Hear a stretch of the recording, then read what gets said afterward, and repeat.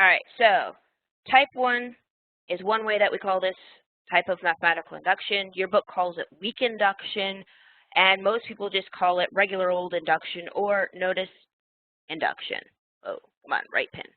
Induction. Wow, I cannot hold the pen that way, so let us fix that. Okay, so those are the 3 types of induction that you see. So if I say something like, hey, solve this problem using induction, it could mean weak induction. That's also the vague enough term to say you get to decide which of the 2 types of induction you have. Okay? So here's the idea in terms of the procedure. You're going to be given some statement. Okay? So given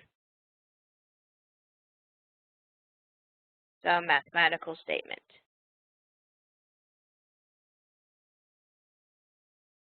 Okay? So typically the intro level examples of induction deal with you add a bunch of numbers together and it's supposed to equal some sum and everything's in terms of formulas. Okay? I know I've surveyed you guys before. A number of you have taken Calculus 2. One of the things you do in Calculus 2 deals with series. Series is what? It's where you add a bunch of things together. And what's one of the big things you have to do when we're dealing with series or with Riemann sums in Calc 2? You take a bunch of things, you add them together. You got to figure out what that sum is. A number of the examples in induction will look similar-ish to that, but not that complicated. Okay? If you haven't taken Calculus 2, don't worry about what I just said in terms of the tie into Calc 2. Just think, oh, she said add a bunch of things together with a formula. Okay? And we'll go over some of those examples. Now, mathematical induction always has 2 steps, and this is true regardless of which of the 2 types of induction you use. Step 1 is called the basis step. So this is the first thing you do.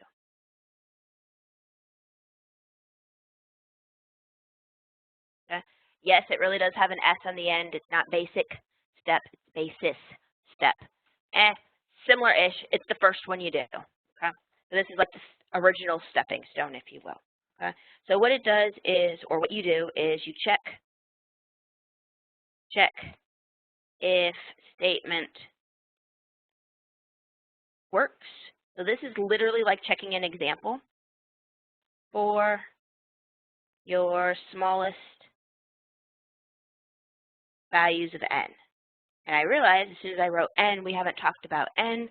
So for this mathematical statement, going back up to the given here, you'll be given some mathematical statement. So notice here I'm writing this in the format of our predicate logic that we had previously, or predicate calculus.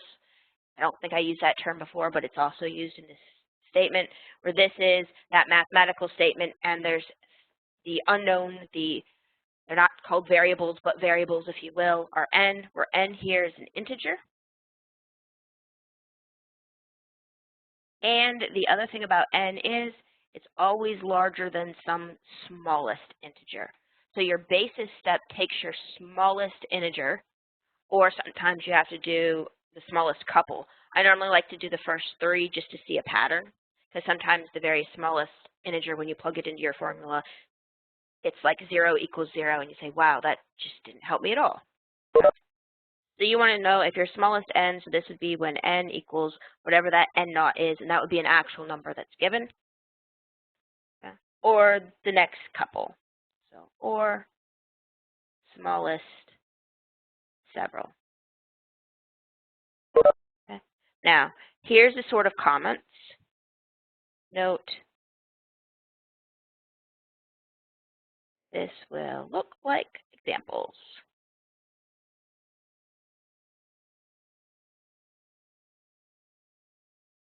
But don't get too excited. While the basis step by far is the easiest step, it's not going to get you to the final answer yet. Because remember, this is a very, very specific type of proof. And what do we know about proofs? In terms of proofs, you do have to make sure that you're not just doing examples. You have to make sure it works all the time. Pull that back down. So just as a heads up, one of the ways that I like thinking about induction is very much like in programming when you have loops. For example, your for loops or your while loops or whatever loop you want to picture in your head right now. What happens? You iterate through whatever your index is. So maybe, I know like when I write loops, I often do I and go through like a for loop. this would be that same sort of thing, except here the standard is to deal with ends, and then we'll see in a second case. Now, the second step is called the induction step, and the induction step actually has two components. So, induction step. So we'll put this in a part A and a part B. Part A is always the same regardless of what example you have, and this is where you say, I'm going to go ahead and assume that whatever my statement was that I had works when n equals some arbitrary integer k. Okay? So this is one of those situations where the k does actually have to be in still the same domain as the n. So this here would be for some, this is where you think to yourself, it's like I picked a specific k. So k equals some value that's still in that range, smallest n value up. Okay. So the assumption here is that somebody else or you previously have already gone ahead and checked that this works. So suppose k equals 3. You plugged 3 into the formula totally works at 3. Then what happens? You're like, all right, well, I got the formula to work up until n equals 3, and that's a lie. That's actually what strong induction tells you. Regular old induction says, hey, you've established that your formula works at somewhere, okay? Like n equals 3 or n equals 100. Then the second half of induction says we're going to say, well, now the formula needs to work for the next n bigger. So show that the formula is true when n equals the next n bigger. Now, notice what happens. If you actually ran this through like something with a for loop, where you typically will iterate to the next integer up each time, or however you actually implement your for loop. In this case, what happens? Your basis step grabs the smallest integer, then you bump to the induction step, and the induction step says, hey, I'm going to grab the next integer bigger. So say you start at n equals 1, basis step handles n equals 1, induction step then tells you, hey, now you get n equals 2 works. Then apply the induction step again, hey, now n equals 3 works. And it keeps going through, it iterates all the way up to, well, this is a way to check infinitely many cases. Because remember, you can't physically check infinitely many cases, but this essentially gives you an algorithm, if you will, or it's probably one of the closest we have in math to doing pseudocode, to telling you a strategy of how you would go ahead and check infinitely many cases, if you will. Okay? So that's the crash course on the procedure for induction. In terms of where all the work is, all of the work is right here in that second part of the induction step, because that changes depending on what your formula is. You can pull out all sorts of math stuff, everywhere from basic algebra to some of the counting stuff that we've done previously to, you won't have it in this class, but other math that you haven't even seen yet. That part right here that was attempting to be highlighted, but just looks like a blob next to it down here at induction step part B, that's the one where all the actual math work happens. Everything else is just formatting. Basis step, you just plug in some numbers. Assumption step, you literally just copy down the thing you already had. Okay. Now, one last thing, and then we're done with what you do for induction. The last thing is the conclusion. If everything worked on both the basis step and the induction step, the conclusion is, yep, your formula works. If something fails, either in the basis step, maybe you try plugging in n equals, pick your favorite n, maybe n equals 2, and it doesn't work. Your equation, not true. Then stop. You're done. Conclusion is, nope, this statement is not true. Maybe your basis step works and you get to the induction step and things don't work out. That would also be a case where you'd say, hey, conclusion, nope, this thing fails. Okay. First time I typed up homework for this section, I totally had a typo. Classic question, but because it's a typo in there, definitely the formula didn't work. And everybody was like, oh, nope, this fails. And I look at it, I'm like, that should not have failed. And I was like, yep, there was a typo. So watch out. Basis step has to work and induction step has to work. If it doesn't, your conclusion is this thing, formula, statement, whatever it is not true. Otherwise, the conclusion is it is true. Okay? So that's the outline for type 1 or weak induction. Because I totally filled up my screen up here, I'm going to have to scroll down. But let's check out an example next. Any questions before we jump into an example?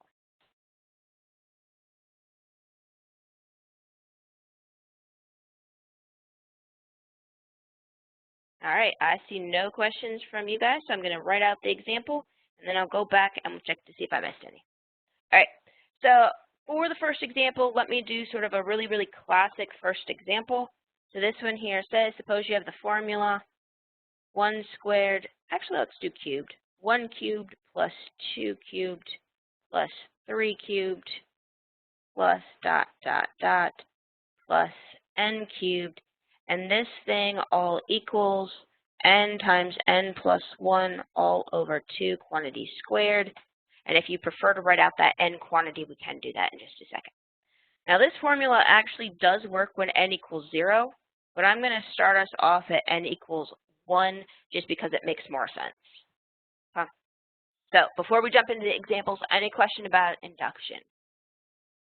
All right, I don't see any that are coming through, so let's walk through this example using induction. So in terms of the directions here, what we want to do is we want to verify if this formula actually is true. If you add up a bunch of cubed numbers, do you actually get that expression that's being squared over there at the end? And this is claiming that it should work for any n where n is a positive integer. So the other way that you could write this last bit right here is you also could have said, hey, n is some positive integer. Now, first thing about this particular question is making sure we all understand what the symbols mean, because I have done these type of questions where you add a bunch of numbers up together and it never fails. There's always at least several people who forget what's going on with the dot, dot, dot. So anybody have a guess what that means when I write out this first part right here?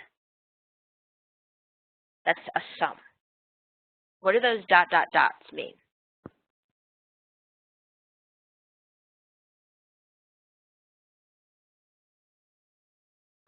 Yep. So it literally just says, I don't know what n is. And we got to add up all of the cube numbers 1 all the way up until n. So let's do a couple of examples here just to make sure we're all on the same page. So actually, let me pull that down a little bit so we can still see our induction step.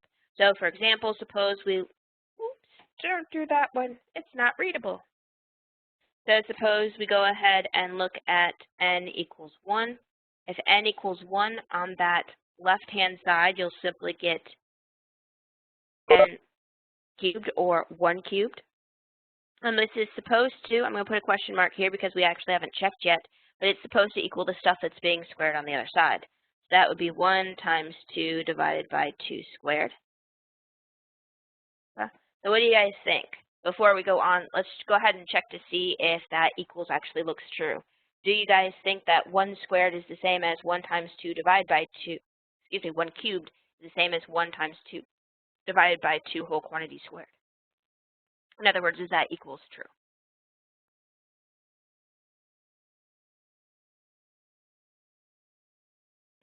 So this one actually totally works out. Both sides actually equal 1. I'm going to go ahead and put a check mark there because I'm super duper lazy. Now, that doesn't give you the full picture, so let's go ahead and look at when n equals 2. So if n equals 2, and I'm going to show you how you can verify an equation or an inequality, actually. It works in both cases, a slightly different way. So I'm not going to lie, I normally default to that first way just because. But here is a way that has a tendency to help people the most when you're first starting to do this. I'm going to abbreviate here left-hand side and right-hand side, and I'm going to look at the two sides independently. So if we look at the left-hand side, this would be 1 cubed plus 2 cubed, and we'll figure out what that equals. If you look at the right-hand side, this would be, what is this, 2 times 3 all over 2 quantity squared. All right, so if we looked at that left-hand side, our 1 cubed plus 2 cubed, so that's 1 plus 8. The 1 plus 8 is 9. And if we look at that right-hand side, what happens, well, the 2's will cancel, and then we'll have 3 squared, so that's also 9. So then these two here are totally going to be equal to each other, which again is what we want. Again, I did that a little bit scratch worky with the check. So let's do one more, because 3 things establishes a pattern normally. And I'll go ahead and do the left-hand side and the right-hand side again. If you do the left-hand side, it'll be 3 cubed plus 2 cubed plus 3 cubed. Notice, and this is the key thing here, when you're actually plugging in the integer for n, notice what you're seeing. You're seeing all of those numbers from 1 cubed all the way up to whatever n cubed was. There are no missing pieces. Those dots up at the top are only there because we had the n, the number that we didn't actually know what it was yet. And we can do the same thing here too. We'll have 1 plus 8 plus, is that 27? I have to write that one down. Did not get enough coffee in the morning to do all that in the head. All right, so we've got 9 plus 27, so what is that, 36? Do a quick check, make sure that I didn't do the wrong numbers there. And then for the right-hand side, that one is supposed to be n was 3, times n plus 1, so there's 4, all divided by 2. So inside the brackets, the 2 and the 4 cancel, so that'll be 2. 2 times 3 is 6, so this is 6 squared, or 36. And those guys are equal to each other, so that one works too. So notice by doing this a couple of times, you establish a pattern. You see, hey, I believe the formula looks like it should work, but more importantly, you're seeing how that left-hand side of the formula is working in terms of those middle terms. Okay? Now, that being said, do you have to do these 3 cases for your basis step?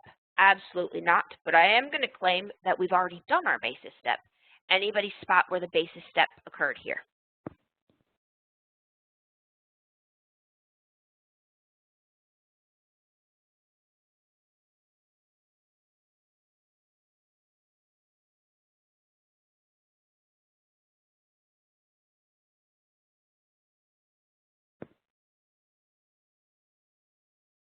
So basis step is always where you grab your very first number that you can plug in. So yep, it's the very first one. So let me go ahead and circle it. Our basis step here literally is that guy. Okay. But let's go ahead and write it out nicely. So if we write out your basis step, so all of that we'll put as scratch work. So basis step. I like to label it. Not going to lie, this isn't super duper proper, but I like to label it just so I remember what I'm doing. So in this particular case, if you do your basis step, if you put it all into a string, you would have n cubed equals 1 equals 1 times 2 over 2 quantity squared. Or, actually, let's put it to the side. Here's the other way you can write it. Please don't do both. Pick one or the other. The other way to do this is your left-hand side equals 1 cubed, or 1, and your right-hand side equals 1 times 2 over 2 quantity squared, which also equals 1. And here, those 2 guys are equal, so they're good to go. Okay. Again, doesn't matter which of those 2 ways you do it. Both of them will give you the exact same information, totally personal preference. Okay. So you guys pick the one that you prefer.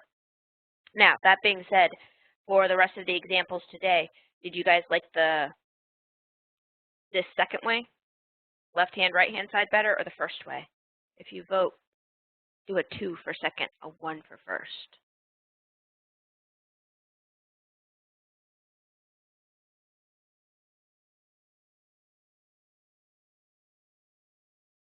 And so far, it's tied.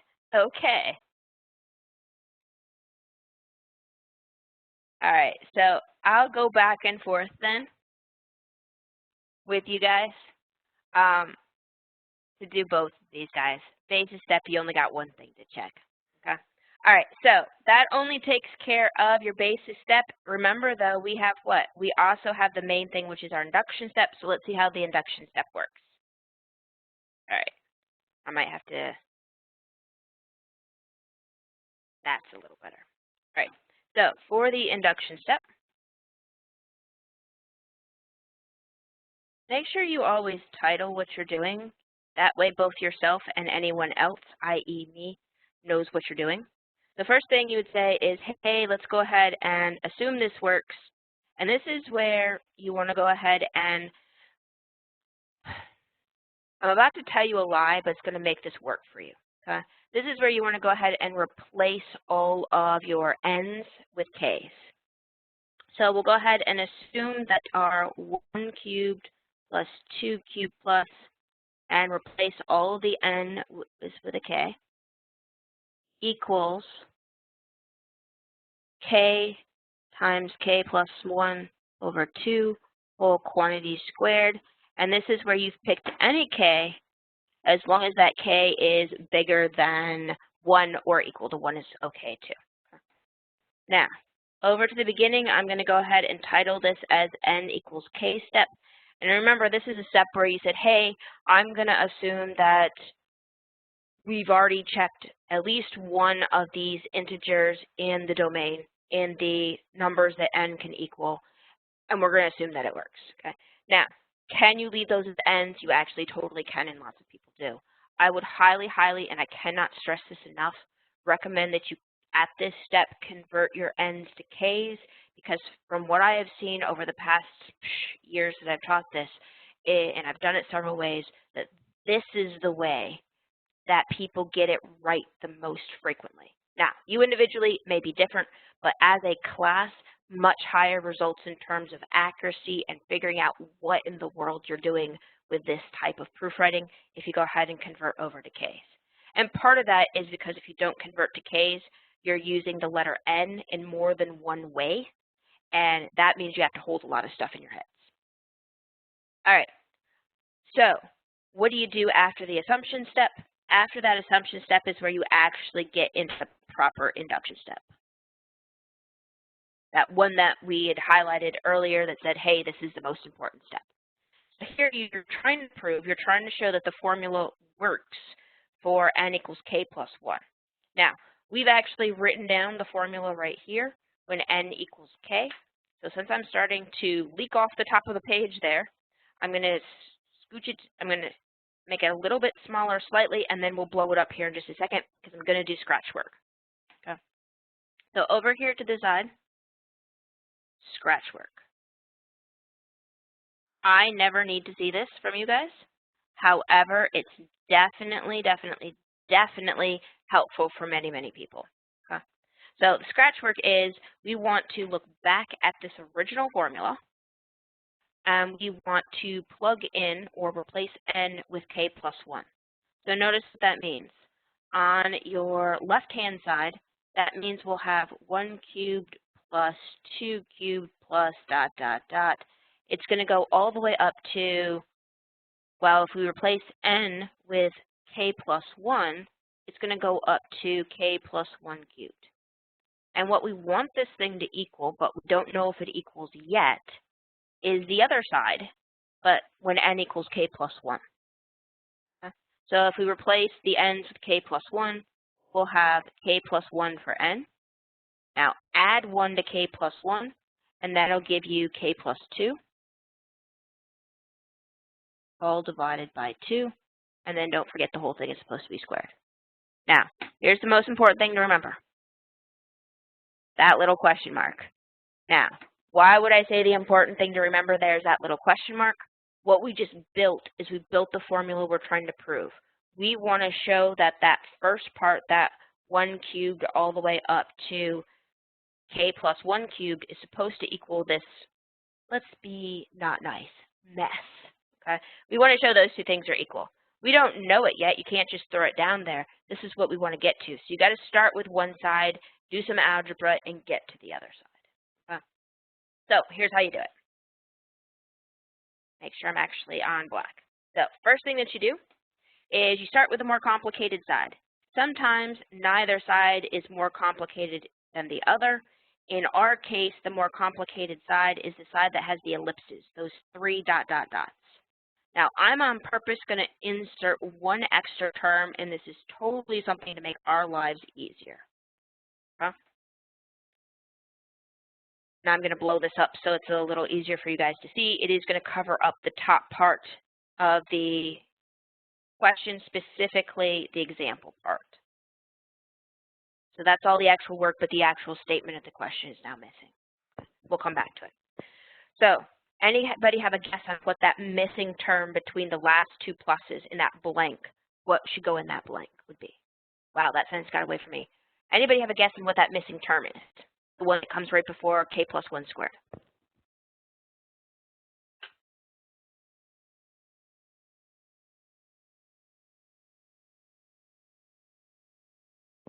Yep, and good call, because what you sent in was totally right, even though I realized I just misspoke.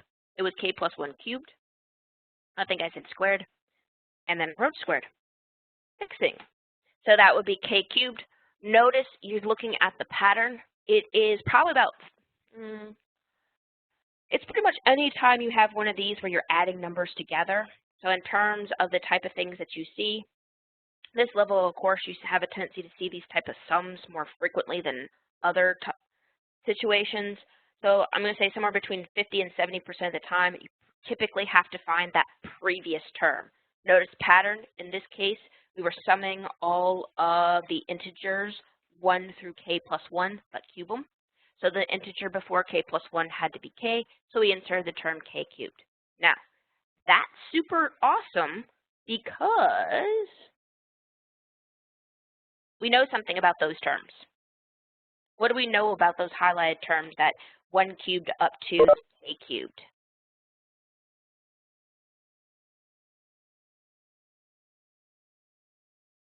Not including the last term of the k plus 1 cubed, but all the rest of the cubes, we already know their sum. Where do we know their sum from?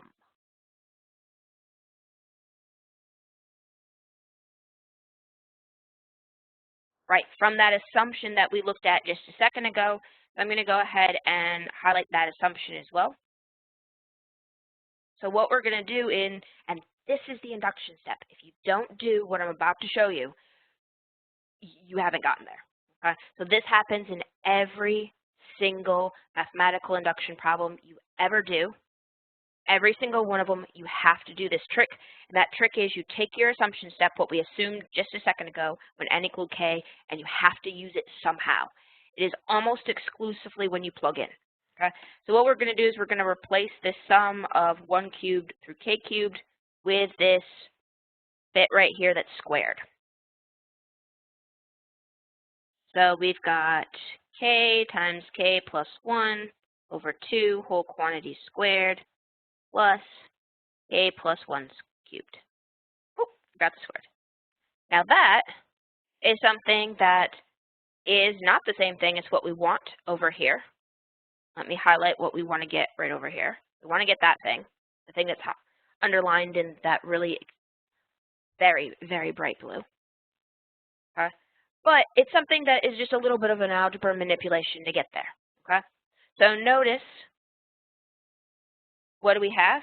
We've got some things that are very similar. So let's try to get the two things to mesh. Specifically, what are we going to need? This is one fraction. This is two things. Let's go ahead and combine these together into one fraction. So at this point, everything else is going to be algebra. So let me title what I did. Here to here, we plugged in, and everything else is just going to be algebra. So step one, try to add the two terms together. Well, to add the two terms together, you do have to get common denominators, so I'm going to go ahead and square that first term. Now, the second term to get common denominators, it's currently over 1. So multiply top and bottom by 4. So this is just 4k plus 1 cubed over 4. Okay? Now, before we do anything more, although we could totally add it together right now if we wanted to, but before we do anything more, look back at the thing you're trying to get to. Well, notice we squared everything out. So what would this thing look like if we actually squared it out? Don't be fancy. You'd have a 4 on the bottom. And on the top, we've got k plus 1 quantity squared, k plus 2 quantity squared. And I'm not going to multiply it out any more than that because I really, really don't want to. That'll just be a k to the 4th mess. Okay. So if this is what we're shooting for, notice 4 on the bottom, k plus 1 squared, k plus 2 squared. Notice what we have right here. When we add it together, we're going to get a 4 on the bottom.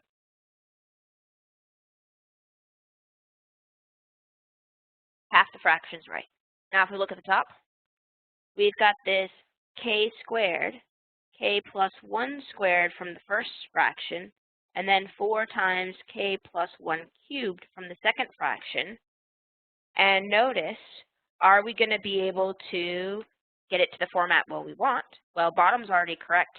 And notice up top, we're supposed to have a factor of k plus 1 squared. Could we actually factor out a k plus 1 squared from the top of what we just got? In other words, can we do this?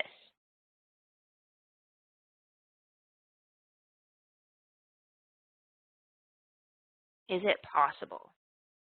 What do you guys think? If you go ahead and pull out a k plus 1 squared from the first term, you'll get left a k squared. And from the second term, you're going to get left both a 4 and 1 factor of k plus 1. So 4 times k plus 1. And I'm going to go ahead and multiply that 4 through, so you get a 4 times a 4k and then a plus 4. So that last bit right there came from the 4k plus 1. Now, what's awesome about that last factor we got on the top of the fraction? K squared plus 4k plus 4 is really the same as who?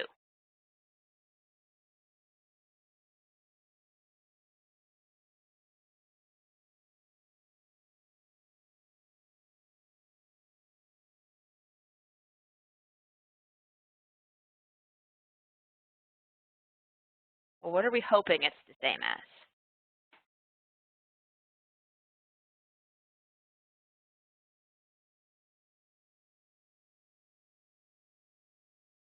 We're hoping it's the same as k plus 2 squared. What do you think? Did we actually get k plus 2 quantity squared? I'm going to write it down. But did we actually get that? Are those two guys the same thing? Yep, they totally are. And so notice you can then write this guy in the exact same format that we were trying to get originally, which was k plus 1, that was trying to be a k, times k plus 2, also still trying to be a k, divided by 2 quantity squared. And notice, you know, those two guys immediately are the same, either by algebra or by the work we did earlier under scratch work. So notice in terms of format of these induction guys are relatively straightforward. But in terms of work level, the actual new work that you had to worry about was starting there to here. And that was pulling out whatever math you needed. In our case, we needed some algebra manipulation. And typically what happens if people have trouble with induction, it's either A, you forgot the format of induction. But if you remember the format of induction, it's remembering your algebra skills and not getting lost in the algebra is often where these type of proofs muck around with people. But good news, bad news, if you are trying to verify some type of formula or algorithm, or I almost hate to say this, something you would code on a computer, this is the type of proof that you typically would do. You can always get around induction by doing a direct proof, but this is one where you don't necessarily have to know why your formula works. You just have to have tested it with examples and say, hey, yeah, it works. I don't necessarily need to know why it works, but I need to be able to do some algebra manipulation. I remember in grad school, my advisor was saying when we were doing crazy induction proofs with combinatorics, it was like one of the big things with combinatorics is everybody wants to know why you were doing the thing you were doing, as in why in the world would you count it that way? Is like, so you always do proofs in essentially 2 ways. The first way is with induction, just to verify your formula was right. If that's all you need, you don't do any more.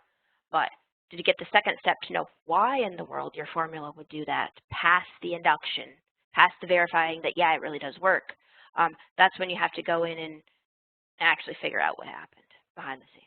Okay? We're not doing that in this class. For our class, if you get a question that says do induction, when you're done, you're done.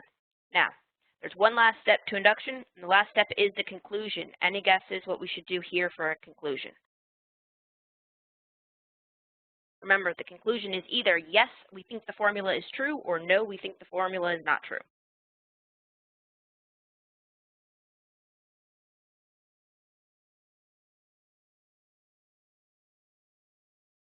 So what do you guys think?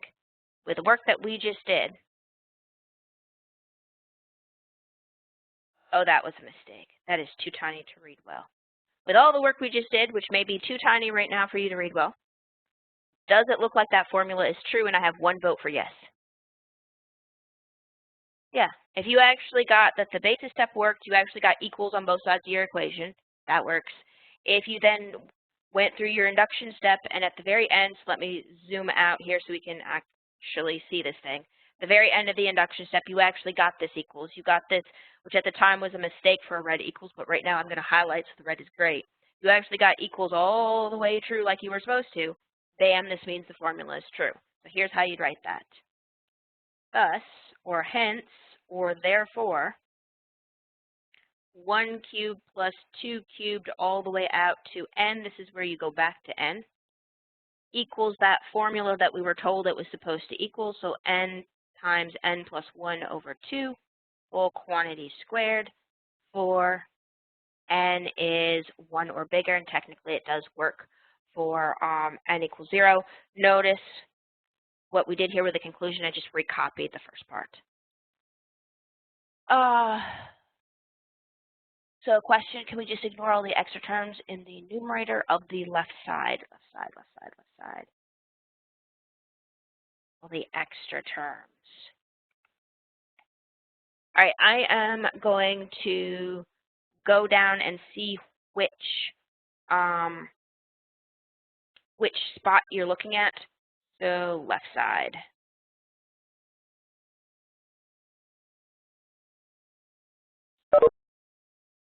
Are you talking about these guys? Oh, you said numerator. Yeah, Christian, I'm going to unmute you. You have a mic? All right, I'm going to unmute you and see if you can talk me through where you're at. See if you can talk now. Okay, can you hear me? I can hear you. All right, so tell me which line we're at. Okay, so I was just looking on the left-hand side. I was thinking either my algebra is bad or I don't know what's going on. Oh, no. Okay, hopefully not. Well, I was just looking at the powers. Say, like, go down to about 3 lines where your cursor's at. Here? Yeah, maybe even a little bit lower. Here? Okay. Yeah, so technically, if we add up all of the exponents here, we should have, well, no. Okay, we've got a squared and a cubed. So it seems like we have extra terms we haven't accounted for. Ah, so right? I factored. So see if this works. I'm going to do a side note. Ah, no. Just a second. Side note. So I want to grab you before so just check. So the question is here to confirm. We're just looking where it looks like there might be an issue for that equal with missing terms that we didn't account for, yes? Yes. Okay, so I'm going to mute you again just so we don't hear background noises, and you flag me down if this explanation didn't work. Okay, thanks. All right, so side note here, starting at this guy and moving over with extra steps. So there's a lot of different things you can do, and one of the things that people have definitely done when I've assigned this or one very similar to this as a homework question is they've actually multiplied out all of these terms and got this ginormic polynomial. I am trying to avoid that like the plague, okay? So here instead, to go from this step where we just straight up added the fractions together down to getting to what we wanted to do.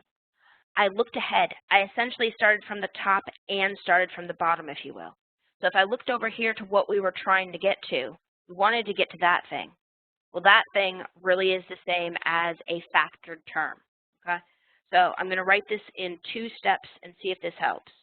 So we've got here k squared k plus 1 squared plus 4k plus 1. Remember, k plus 1 was cubed. I'm going to break it into 2 guys with squares.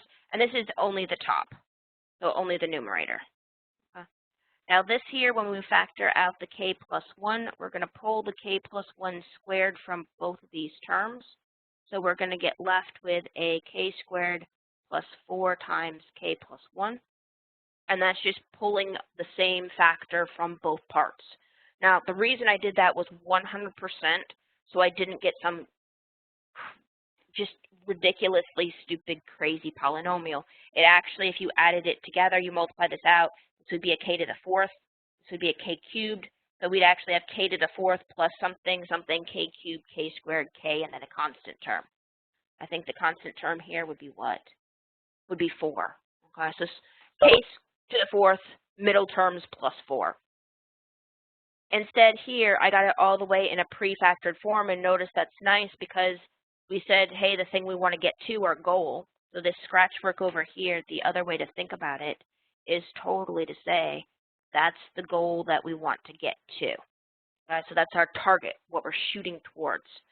In this case, we're able to already factor out the k plus 1 squared term. So that gives us that part. We already have the 4 from the bottom. So the only thing we have left is to verify that the part here inside of brackets is really that k plus 2 squared. And this is where I then jumped back. Notice multiplied the 4 times the k plus 1, which gives you this. Then factor the k squared plus 4k plus 4, which will actually factor into the k plus 2 squared, which is what you would want it to be. So hopefully that clears that up. Quick check. Hopefully better with the algebra in the middle. Yeah, like I said, this method here, the actual in terms of what to do as a procedure, typically not that terribly difficult. I mean, put a sticky note in front of you while you're doing it type thing. But watch out if you are at all rusty on your algebra skills, it will entangle you in this induction step. All right, so that was one question that we worked through relatively straightforwardly, but also relatively slowly. Would you guys like to see another example? I'm assuming the answer is yes.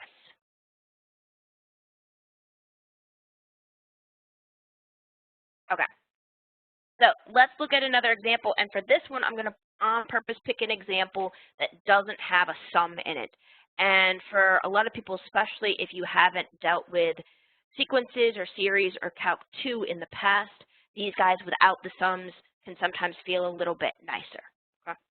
Now, this next example also has an inequality in it, so it's got two new things. And let me just write it down. So example, and this is an example I can't always do in this class simply because I rearranged the topics each semester, and you can only do this example if we've already done counting. So here's what we want to do. We would like to show by induction, so here's how the actual questions would be worded, that n factorial is actually smaller than n raised to the exponent of n. This actually does work when n equals 0, but I'm going to start us off at n equals 1 just because.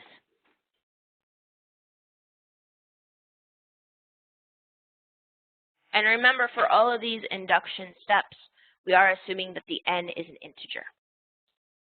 So here we could have done the same thing as before, saying, hey, n's a positive integer. So first thing you do, basis step. Anybody got a guess what the basis step would be?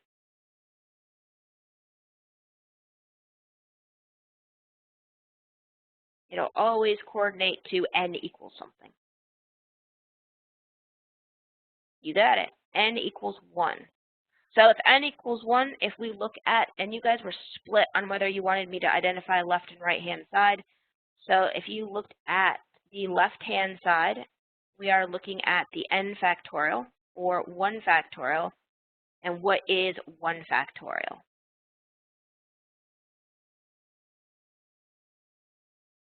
Hopefully you are all thinking 1. And then you look at the other side, and you say, hey, I've got n raised to the n, so you plug in 1, 1 raised to the 1, which is, hopefully you're all thinking also 1. Now, if you prefer the other way where you just link it all together, this is how you would do it. You would say n factorial equals 1 factorial equals 1. leave a space, n raised to the n equals 1 raised to the 1 equals 1. And this is where you would put in whatever the relationship is between those two answers. And you want the symbol to be, well, in this case, it could be equals, or I actually matched it to the inequality that we had in the given formula. So this is the formula we're trying to verify. Now, quick check. We got equals when we plugged in n equals 1. Is that okay? Does this basis step actually work?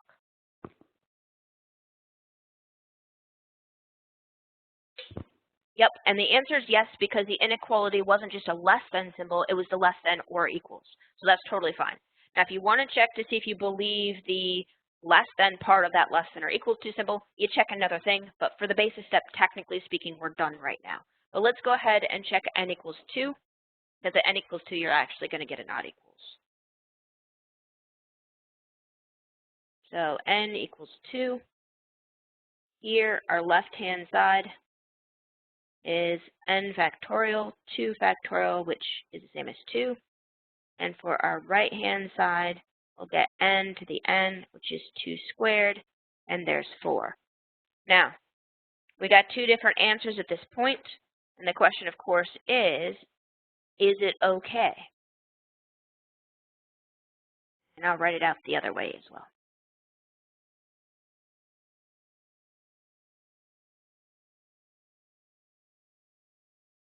Do we still have that same inequality? Are we still good with our formula for this second case?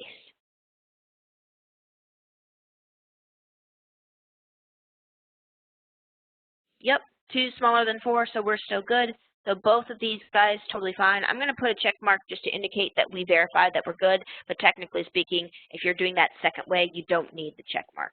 You would if you're looking at the right-hand, left-hand side, or some sentence that indicates, yeah, we're happy with what we got. That means we can then go on to our induction step. First part of the induction step is a part that is the easiest of anything that you do whatsoever.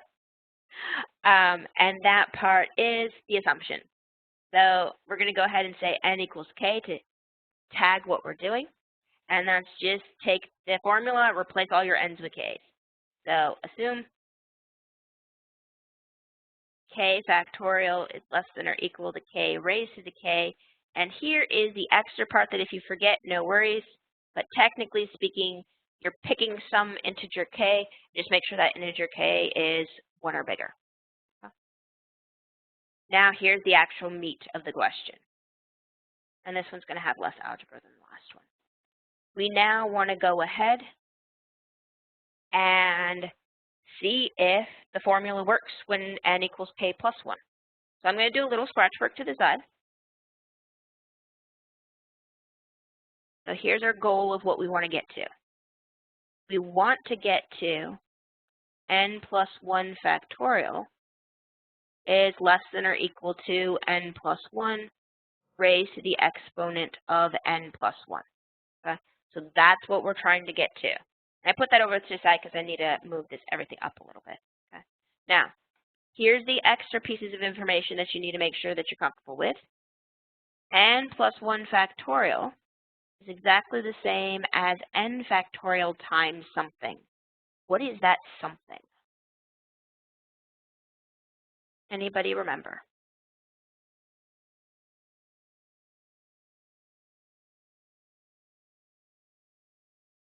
That would be n plus 1. Perfect. We're going to have to use that. And the other thing that we're going to need is we're going to need a reminder or a refresher of how exponents work. If you have something like, and I'm on purpose going to use a different symbol here, maybe you have an x and it's a plus 1, that's the same as x times x raised to the a, just to remind ourselves. So those are the key pieces of algebra that we're going to need here. Now, throw it into what we have. At this point, you get to pick which side of the inequality you want to start with. I personally would recommend starting with the factorial. It is going to be easier, but you could actually start with either side of the inequality, and then you have to get to the other side. So here, if we start with our inequality, or the factorial, we'll have n plus 1 factorial. Now, we don't do n plus 1. We need k plus 1. So k plus 1 factorial. So in this particular situation, what do we know? Well, we know we have to use the assumption step previously. So you want to rewrite your n, or really k plus 1 whole quantity factorial, into something that uses just k factorial. And this is why we did the split there just a second ago. So this is exactly the same thing as, and I'm just going to rewrite it as k plus 1. Did not mean that to be read, but it'll work out. K plus 1 times k factorial. Now, here's the fun part.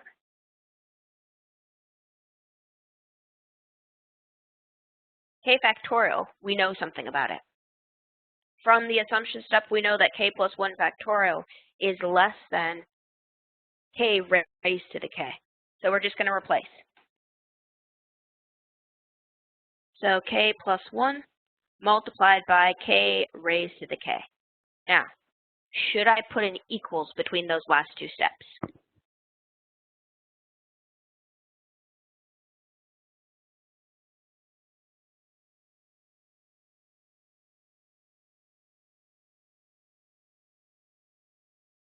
You have no guarantee that there's an equals between those last two steps. Why? Because look back to the assumption.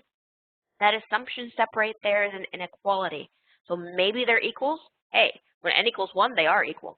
But if n and k, if k equals 1, they are equal. But if k is anything bigger than 1, and it totally can be, these two guys won't be equal, and this one here, the k raised to the k, will actually be the larger. Which means what when you plug in? It means you can't keep the equal sign. You have to use an inequality. And this is the key thing with inequalities. Pay attention. Some of the steps will actually be inequality symbols. Now, at this stage, we're going to do one extra thing. Remember what we're trying to get to. And let me actually go ahead and rewrite those in terms of k's. So k plus 1, k plus 1 raised to the k plus 1. Notice what we want to get to. We want to get to the base being all k plus 1s. Do we have our base being all k plus 1s? And the answer here is no. We still have a k right there. So let me go ahead and highlight that one. So we want to translate that k to a k plus 1. Let's just do it. So here we've got k plus 1. I'm going to replace the k with another k plus 1, and then keep the exponents the same. So the guys highlighted in blue were the things that were replaced. Now, comment to the side.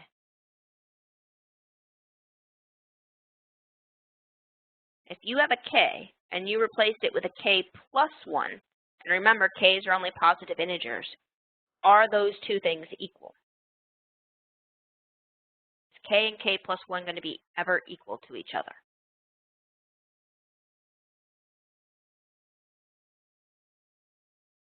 Yeah, hopefully you are all thinking no. Now, which one's bigger if k is a positive integer? Huh? So the k plus 1 will be bigger. This tells you how to actually write your inequality. Huh? So in the next step here, what have we not done? We haven't yet written either equals or an inequality symbol. So we're going to take that comment and notice that k plus 1 is the bigger one. So we replace k with a bigger quantity of k plus 1. So right now it's optional. You can either write just the inequality of the greater than symbol.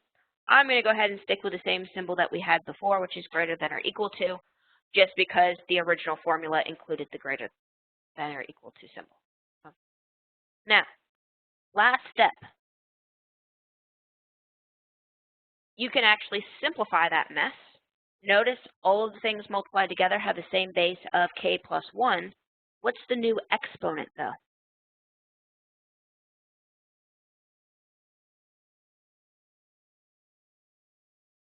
Anybody have a guess at that new exponent? Ooh, it's not going to be a 3. So we'll add the two exponents, the scribble that was trying to be a k plus the additional factor of 1 right there. So this guy will be k plus 1. Now, is that the goal we were trying to get to?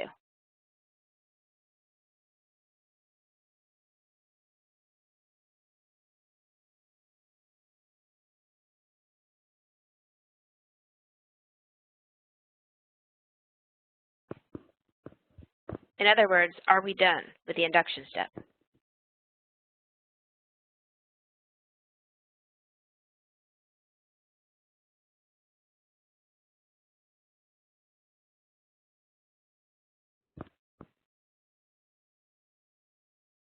Oh, this is going to be fun.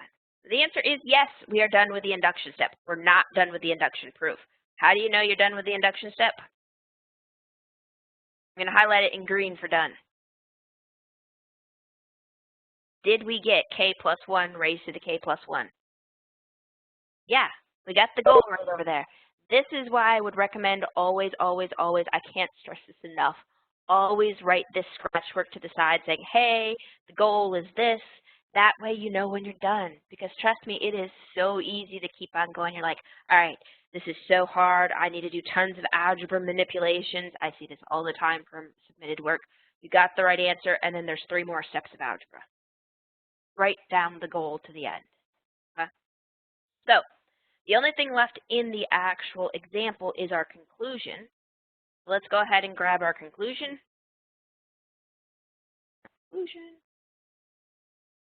So our conclusion here says what? Did everything work? Did we get to our goal? Yes, we did. So if we got to our goal, what happens? All our basis step works. That means that inequality works just fine. So this tells us so or thus n factorial less than or equal to n to the k for any n you want, specifically integers 1 or bigger. Now, just as a heads up, since I was hoping that you guys had all looked at those videos before, these are not the most straightforward induction questions in the world. There are definitely other ones that are much, much easier. These are sort of mid-level, if you will, for induction questions. So if you're having brief heart attacks, as it looks like a couple of you are, yes, I see that too, which is why we were talking together as well. This is not as hard as they can be, and if you look on your homework, there are ones that are much easier. Okay? So let us look at the main points here, and then we'll get, it looks like we're going to have time for one more example, so let me go ahead and not that I'm aware of, although that would be awesome. Oh, that does actually remind me, your last comment there. If you guys haven't seen it, I set up a Discord channel for our course, and I've got it initialized on an app on my phone. So if you guys get stuck or freaked out or whatnot, there is something that if you want to use it as a hotline, feel free. That's best comment so far today. Where was I? Right. Highlighting key things. Here are the key things that you want to watch out for. What color should I use? I'm having an emotional breakdown with colors. Not really. All right. So let us find something that we haven't used before. A suitably not obnoxious color. That's more obnoxious than not obnoxious. We'll go with it. So key things that you want to worry about. Basis step. Basis step is you just plug it in. Okay? Don't worry about it. This one here, even if you totally follow the pieces on everything else, all of you can plug in. You just pick the smallest value from your given inequality, plug it in, check to see if it works. You can totally do this. Okay? Now, for the induction step really has 2 components. There's the assumption step, and notice here, the only thing with the assumption step is you take exactly what you're given and replace all of your n's with k's. That's literally it. All of you guys can do this. Notice that 60% of the question is just formatting. Okay? Now, the remaining part is totally the induction step, or almost the remaining part is the induction step, and that's by far the stress-inducing part, so I'll come back to that. Last step, conclusion right here. Notice that is simply rewriting what you were given, and then you say, hey, I think it works. Hey, I think it don't work. If you think it works, you can literally just state it. If you think it doesn't work, just say, doesn't work. Okay? Or in this case, put a slash through the inequality would be another way to show it doesn't work. Okay? Now, for this part right here, this is the part that's going to take some practice. Okay? Key thing is, by far, do this scratch work right here. Set yourself your goals. That way you know where to start, where to not start. I shouldn't say it that way. That was a dumb way of saying it. This way it shows you where to start, stop. Notice what that then does for you. That then gets you down to only having to figure out that middle part. Notice formatting is like 70% of this question. Again, it's not the stress-inducing part of the question, but it is the question itself. Here, this totally takes a little bit of work. If it's an equality, so you have an equals, it's typically just algebra manipulation. If it's an inequality, it's guess and check. The best thing that I would recommend is start from the top and start from the bottom and do a little bit of algebra manipulation that you know you can split it up, one step each direction, and then there's typically a tie-in step. This one here is fairly indicative where there's 3 middle steps. Typically there's between 1 and 3. The first example we did today had a lot more than normal just because it had a bunch more of algebra manipulation. Okay. Hopefully that helps a little bit. But let us get another example so you see another example fully worked through, and then you'll probably have about 10 different examples, 3 from today, and I think there were somewhere around 7 in the other videos, okay?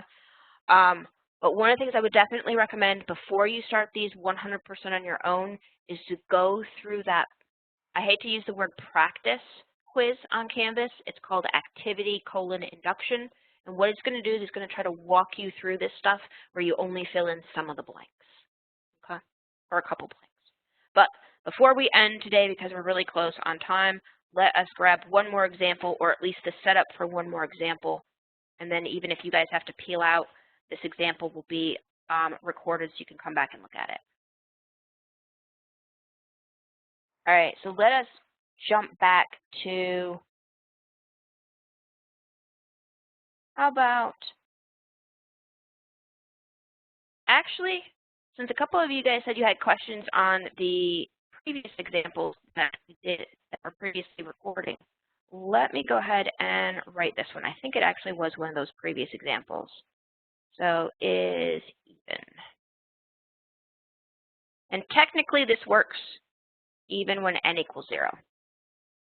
So let's go ahead and do it that way because that'll be the first time that we've had an example when n equals 0.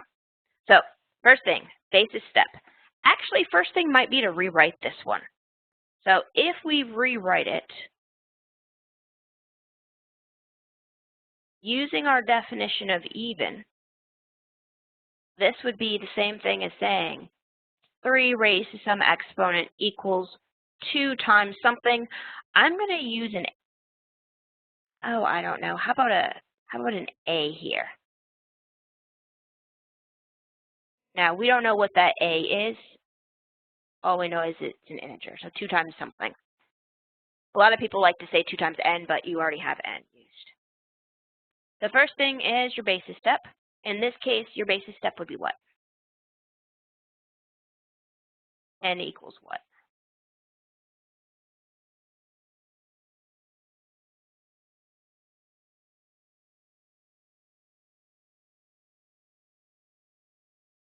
I'm going to assume you were all thinking not n equals 1, but hopefully n equals 0 because that was a typo.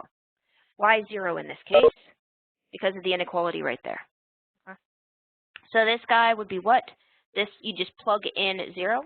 So 3n minus 1 is really 3 to the 0 minus 1 is really 1 minus 1, which is 0. Quick check, is 0 even?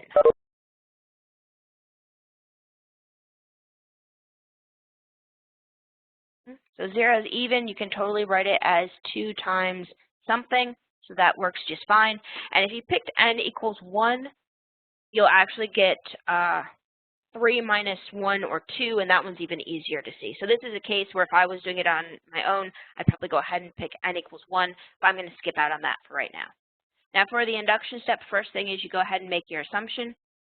So we're going to go ahead and assume that 3 to the k minus 1 is even. And again, this is k has got to be 0 or bigger. And so let's go ahead and rewrite that one. So I'm just going to say by definition, we'll go ahead and rewrite what we already said. So 3k minus 1 has to equal 2 times a before sum. Now I'm actually going to add an x. I'm going to leave a blank in here because we're going to need it in just a second. Now if we then want to look at n equals k plus 1, well, we look at 3 raised to the k plus 1 minus 1. So notice I replaced the n with a k plus 1 right there in the formula. Now here's the fun part. You have to use the assumption step from previously. So I can rewrite this as 3 times 3 to the k. But I don't yet have what 3 to the k equals. So here's where I'm going to go back up here to the assumption step and rewrite that 3 to the k equals, we'll add 1 to both sides, so 2a plus 1. Now I can come back down to what I was working on and plug in that 2a plus 1. Notice what that intrinsically told you. It didn't told you behind the scenes that, hey, 3 raised to any power is going to be odd. Now, at this point, just a little bit of algebra manipulation. We'll go ahead and multiply through, so that's 6a plus, well, this here would be 3. 3 minus 1 is 2. And remember, we've done things with odd and even before. What do we have to do? We have to factor out a 2. So this would be 3a plus 1. Now, conclusion. Did we get that 3 raised to the k plus 1 minus 1? Is that guy even? What do you guys think? Did we, in this induction step, show that this thing is even?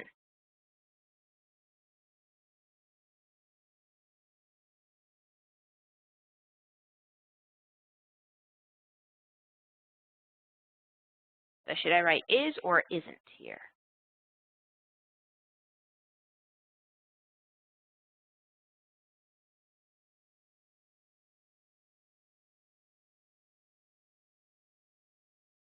And then utter silence.